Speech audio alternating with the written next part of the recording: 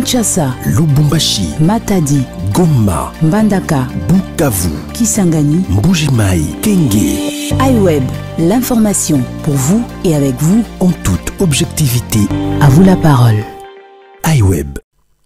Bonjour à vous chers internautes et auditeurs de iWeb RDC et bienvenue dans Top 15. Aujourd'hui, je reçois pour vous Monsieur Jonathan Dioka. Il est secrétaire national en charge de relations avec le parti politique et association et amis de l'Alliance pour le changement, parti cher à Jean-Marc Kabonde. Bonjour Monsieur Jonathan. Bonjour madame. Vous allez bien? Oui, nous nous portons bien. Merci d'avoir accepté de participer à cette émission. Nous commençons directement avec les questions. Alors, pourquoi le procès Kabonde qui était arrêté, j'étais à la prison de Makala pour outrage au chef de l'État et pendant? Déjà, nous cessons de dire que depuis le jour où le président Jean-Marc Kabonde a été arrêté, que ce soit lui et le parti Alliance pour le changement, s'est toujours disposé et a toujours mené des démarches pour accéder à la justice. C'est-à-dire que si il y a des charges qui sont retenues contre le président Jean-Marc Kabonde, nous sommes prêts à affronter la justice. Donc, aujourd'hui, nous constatons que c'est fait exprès de nous exclure de tout accès à la justice. Donc, c'est la preuve même que la justice de ces pays est instrumentalisée par une dictature montante. Alors, l'actualité, c'est aussi le processus électoral qui divise la classe politique, qu'en dites-vous? Oui, à ce stade, il y a un problème, puisqu'il y a une omission expresse qui a été faite au niveau du ministère de l'Intérieur, excluant de ces faits l'Alliance pour les changements au processus électoral. C'est-à-dire que le nom du parti Alliance pour le changement n'est pas repris dans la liste. Nous croyons, nous espérons que cela est sans doute une erreur, une omission, mais voir la composition de la structure, la machine qui a été mise en place, essayons de nous asphyxier, créant une forme d'acharnement sur la personne du président Jean-Marc Kabonde et son parti. Cela nous pousse à croire que c'était quand même un fait exprès. Et nous nous disposons à adopter les mesures les plus conventionnelles pour réparer cette injustice. Alors, d'après vous, pourquoi est-ce que le vice-premier ministre de l'Intérieur, Peter Kazadi, veut à tout prix bloquer l'Alliance pour le changement dans cette phase électorale? Bon, ce qui est vrai, le président Jean-Marc Kabonde fait peur à cette monarchie montante et c'est une personne que nous devons accepter sur le fait qu'il connaît le système, il connaît la personne du président de la République sortant, il connaît son mode opératoire. Vous vous souviendrez que le 18 juillet 2022, à la conférence de presse, le président de la République, le président national de l'Alliance pour le changement, avait déjà évoqué cette situation. Donc, c'est-à-dire qu'il y avait vraiment une machine pour essayer de nous offrir les élections dans des conditions peu confortables. Alors, laisser que le président Jean-Marc Kabonde et son parti participent à ces processus, c'est garder un témoin autour du plan qu'ils ont orchestré depuis longtemps. Parce que le parti Alliance pour le changement a été enregistré régulièrement. Nous avons tous les documents de base qui prouvent que nous sommes en règle et avec l'administration publique et avec la loi. D'ailleurs, ce que le système ne sait pas, nous avons même le projet de l'arrêté qui a déjà été signé et il n'est resté que la signature du ministre de tutelle. Donc, automatiquement, nous comprenons que c'est un acharnement, mais nous allons d'abord user de voies le plus réfléchies, c'est-à-dire que nous allons saisir par pied des courriers les institutions concernées en commençant par le ministère de l'Intérieur lui-même. Et puis, nous faisons aussi appel et nous allons saisir les institutions, les organisations d'appui au processus électoral ou à la démocratie pour dénoncer cet état de choses. Alors, d'après vous, quelle est la raison valable que le vice-premier ministre de l'Intérieur donne pour cette décision face à l'Alliance pour le changement? Écoutez, je pense que là, nous devons basculer sur une conception purement politique. Monsieur Peter Kazadi est réputé pour son impulsivité, son manque de tempérance. Disons que c'est aussi parmi les bourreaux de ces systèmes. Alors, il a été placé dans ces ministères expressement pour jouer un rôle très criminel dans ces processus qui est déjà presque bâclé. Donc, on comprend les jeux du pouvoir actuel. Mais d'après vous, quelle est la raison valable de cette décision? Nous savons qu'en optant pour la démocratie, nous savons qu'en mettant à nu sur la place publique les projets machiavéliques et criminels du régime en place, que ça ne serait pas sans conséquence. La raison valable, vous en avez devant vous, parce que vous pouvez justifier jusqu'à aujourd'hui l'arrestation de l'honorable Jean-Marc Kaboun. Il n'y a aucune raison valable. Et pourquoi est-ce que nous sommes... Écoutez, madame, vous pouvez lire aussi la loi portant sur le fonctionnement et organisation de la loi électorale des partis politiques, j'allais dire, à partir de l'article 20. Tout est clair. Même sans agrément, les récépissés fait office d'agrément. Parce qu'il y a eu une lenteur au niveau de l'administration publique, voulue, orchestrée par le régime en place. Et nous sommes même dans le délai. C'est-à-dire que la liste devait être transmise une année avant.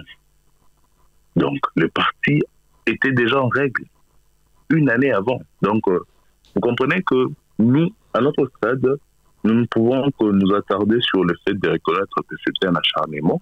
Nous allons poser la question de savoir quelle est la raison valable. Je pense que l'opinion est témoin que le président Jean-Marc Kaboun est un témoin gênant qu'il faut à tout prix taire et laisser la place à sa formation politique, d'accéder peut-être à l'hémicycle, puisque nous avons l'adhésion du peuple, c'est aussi un grand danger pour eux dans l'avenir. Et d'après vous, oui. Oui. D'après vous, vous pensez...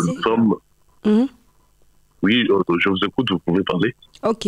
D'après vous, vous pensez que si aujourd'hui Jean-Marc Kaboun est libéré, il sera un adversaire de taille face à Félix Tshisekedi? S'il aura des chances de remporter comme ça les élections prévues en décembre 2023? Tout le monde le sait que le pouvoir de M. Tshilombo ne représente plus rien. Et à ce stade, confronter M. Tshilombo même avec un petit caillou, vous aurez raison. Vous verrez qu'il aura toujours du mal à gagner les élections.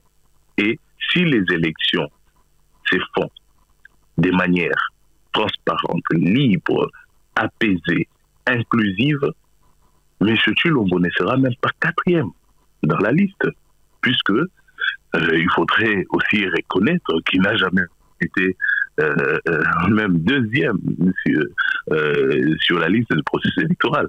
Donc ça veut dire que c'est un plan orchestré pour affaiblir l'opposition, pour que tout celui qui va aller au processus électoral soit une opposition fabriquée, soit des lignons sucrés de la nation, pour avoir une forme d'élection avec une candidature unique. Alors, si aujourd'hui, le vice-premier ministre de l'Intérieur ne change pas sa décision face à l'Alliance pour le changement, pensez-vous qu'il y a possibilité d'un accord comme ça entre l'Alliance pour le changement et un autre opposant pour faire face à Félix Tshisekedi Non, écoutez. aux élections? Non, écoutez, je vais vous donner une précision. Nous ne sommes pas un parti accompagnateur. Ça, c'est une évidence. Ce parti a été créé à l'initiative de plusieurs Congolais, ok, qui visent essentiellement un changement remarquable au niveau de l'État. Alors, nous estimons que nous allons user de toutes les voies possibles, en tout cas démocratiques, pour recouvrir nos droits. Les deux, au cas où la machine tshisekidiste arrive quand même à nous bloquer sur ces plans-là, je pense qu'au moment venu, on va lever les options pour voir comment est-ce que nous allons, puisque nul d'aucun n'est prêt à laisser encore ce monsieur Déméré à la tête de l'État 5 ans encore, surtout qu'il n'a aucun bilan à présenter. Ok, d'accord. Parlons à présent. Je pense qu'au moment venu, on va lever des options pour voir qu'est-ce qu'il faut faire. Mais d'emblée, ce qu'il faut retenir, nous ne sommes pas une formation politique accompagnateur. Et je l'ai dit tantôt que nous ne faisons pas des alliances ou des accords simplement parce que nous retrouvons tous dans l'opposition.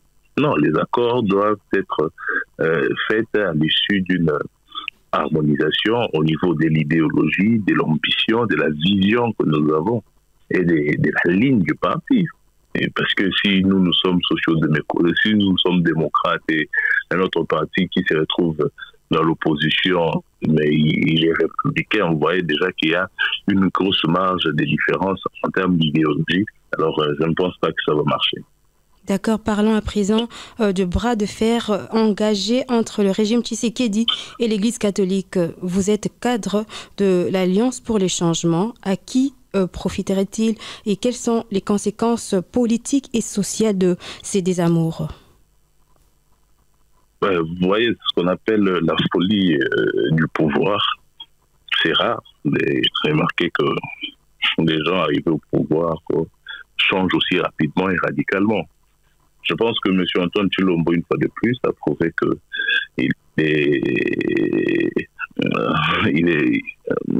son niveau d'attachement au régime ancien que nous sommes démenés au prix de sueur et de sang, les mettre à côté, puisqu'aujourd'hui, il refait exactement la même chose, peut-être même en version plus exagérée. Donc, et cette forme d'ingratitude, c'est ce que nous déplorons aussi. Puisqu'il n'y a pas que l'aspect professionnel qui compte au niveau de l'État. Il y a aussi la nature, la personnalité de Lima. Vous voyez, vous avez le cas du président Jean-Marc Kabound. Comment est-ce qu'il arrive à traiter cette personne qui a été la pièce maîtresse de ces régimes en place? Cette personne qui a aidé ces régimes en place d'accéder même au pouvoir. Et aujourd'hui, il se retrouve même contre l'Église catholique. Cette même Église catholique qui est venue en renfort quand il fallait mener des activités de terrain et concrètes pour faire fléchir l'ancien régime. Alors, je pense que cette situation nous arrange puisque nous avons été précurseurs et prophètes pour décrier les stratégies et les plans de l'homme. Et aujourd'hui, par quelle magie, je ne sais, ils arrivent à se mettre à nu et puis tout le monde comprend que ce n'est pas une personne digne de confiance, il faut les changer. Vous venez de nous confirmer comme ça que cette guerre vous profiterait à vous. Et alors, quelles en sont les conséquences politiques et sociales alors? Bon, écoutez, les conséquences politiques et sociales, je ne sais pas ce qu'il peut y avoir encore de plus grave puisque nous sommes dans une crise qui demeure depuis l'accession de ce régime au pouvoir. Alors, si c'est une dernière crise pourvu que M. Tshilombo parte, je pense que le peuple s'assure. Ok, d'accord. Et alors, aujourd'hui, Joseph Kabila qui sort de son silence, y a-t-il possibilité aujourd'hui quelque chose qui peut être envisageable d'après vous, qui est tous les opposants derrière un seul candidat, c'est-à-dire on cite comme ça parmi tant d'autres Joseph Kabila, Moïse Katumbi, Denis Sanga, Matata Ponyo, Martin Fayulu, et aussi on ajoute à cette liste Jean-Marc Akabondo. Est-ce possible d'après vous? Bon, je vous ai dit tantôt, nous ne sommes pas un parti qui a été créé pour venir accompagner. Nous avons une vision du Congo. Nous avons l'ambition du changement profond, c'est-à-dire la refondation de l'État et du changement de l'homme congolais. Et deuxièmement, je vous ai dit tantôt que toute forme de rapprochement, toute forme d'alliance fera partie de ce que nous avons comme vision commune. Donc d'après vous, c'est carrément impossible. Ce n'est pas faisable. Nous disons, non, madame, prenez mes mots. Nous disons que tout doit partir des soubassements. Par exemple, s'il faudrait entrer peut-être en alliance avec un parti politique de l'opposition, mais nous avons récemment mis en place une commission qui devrait travailler sur le programme quinquennal de gouvernance. C'est-à-dire que nous allons avoir un produit très détaillé de la gestion de l'État pour atteindre un développement rapide avec le changement d'indicateur. Alors, s'il faut entrer peut-être en alliance avec une autre formation politique, je pense qu'ils doivent aussi avoir un produit sur la table pour dire, voilà, nous aussi, nous avons un programme de gouvernance et sur base de ça, nous faisons d'abord des études de conformité. Nous voyons aussi, est-ce que nous pouvons nous rétracter sur ces plans pour laisser peut-être passer une telle ou telle autre réforme de l'autre côté. Et c'est comme ça qu'on peut avancer. Donc, ne tombons pas dans l'erreur qui s'est déjà produit dans le passé, où il y a eu des rassemblements de l'opposition. Toutes les formations politiques de l'opposition d'avant s'étaient co-alliées simplement pour chasser Kabila. Mais vous voyez les retombées aujourd'hui. Kabila est parti, M. Félix est en place, et il est pire que Kabila. Et tout ce qu'ils se sont dit à l'époque, comme alliance, etc., n'a pas forcément abouti parce qu'il n'y avait pas un soubassement quand même consommable, c'est-à-dire qu'ils ne sont pas partis sur base d'un projet. Aujourd'hui, quand on voit par exemple Moïse Katumbi, c'est délié de Félix Tshisekedi, moi je me pose la question sur base de quoi? D'accord, mais... s'il aurait dit, voilà... Comment? D'après vous, donc, il faut qu'il y ait des soubassements pour qu'il y ait au moins une sorte d'alliance pour les changements et un autre parti politique. Nous sommes dans un combat politique. Et dans un combat politique, comme le mot l'explique clairement, c'est-à-dire qu'il y aura des périodes de turbulence. Et qu'est-ce qui va nous garantir la sérénité pendant le combat? C'est la boussole que nous aurons. C'est le soubassement, la racine. Pourquoi est-ce que nous, aujourd'hui, notre leader politique est en prison, mais nous continuons le combat? Parce que nous avons une vision commune avec lui. Et je pense que c'est ce qui devrait être fait au niveau de toutes les formations politiques. D'accord. Si merci, nous mettons autour d'une table, pour discuter de cette sujet. Oui. Merci beaucoup pour votre intervention. Je rappelle, Monsieur Jonathan Dioka, vous êtes secrétaire national en charge de relations avec le parti politique et association et amis de l'Alliance pour les changements, parti cher à Jean-Marc Akabondo. Merci et au revoir. Kinshasa, Lubumbashi, Matadi, Goma, Mbandaka, Bukavu, Kisangani, Mbuji-Mayi, Kenge. iWeb, l'information pour vous et avec vous En toute objectivité. À vous la parole. iWeb.